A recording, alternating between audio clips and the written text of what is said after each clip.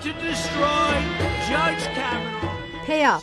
You won't last without our help. This is how Washington sees its closest ally in the Middle East when it comes to military power. And how about our military deals where we protect rich nations and we don't get reimbursed? How about that stuff? That's changing too, folks. We protect Saudi Arabia. Would you say they're rich? And I love the king, King Solomon, but I said, King, we're protecting you. You might not be there for 2 weeks without us. You have to pay for your military.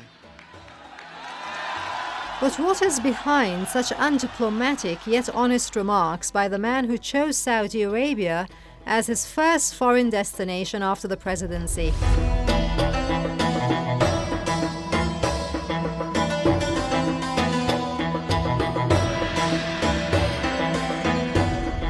The Yemen conflict, a crucially important conflict initially underreported across the mainstream media, is now turned into a litmus test for the Saudi regime's real potency and might in a direct war. The Saudi military force, which was supposed to finish the job within weeks in its first cross-border war, is now trapped, desperately seeking a way out.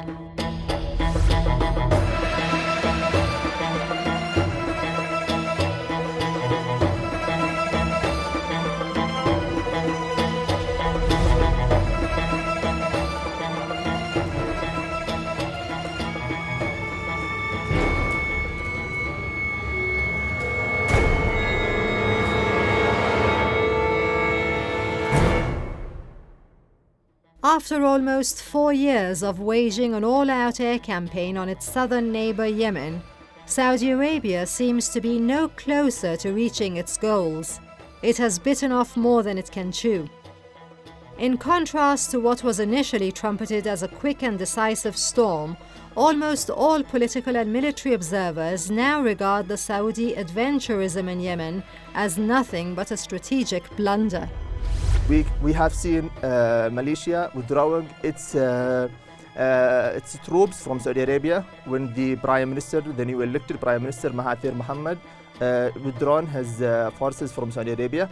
We have heard about Qatar withdrawing from the Saudi-led coalition. We have heard about Morocco, and now we are hearing Sudan. And we wish that Pakistan will withdraw its forces from the Saudi border because the Saudis want to use these forces as a shield because they have so much, they have manpower in the Saudi Arabia, but they don't want them to be in the front of in the battles. Okay, they want to bring mercenaries in the far front.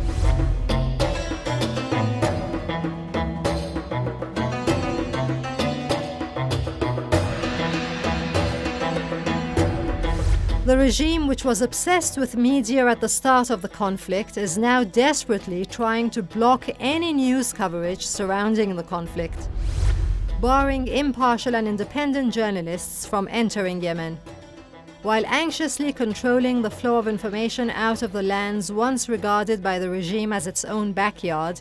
The House of Saud is also busy in a media campaign to neutralize any negative coverage about its achievements in the conflict. The multi-layered campaign clearly underlines how bin Salman's miscalculations at the beginning of the war are imposing a hefty price on the regime.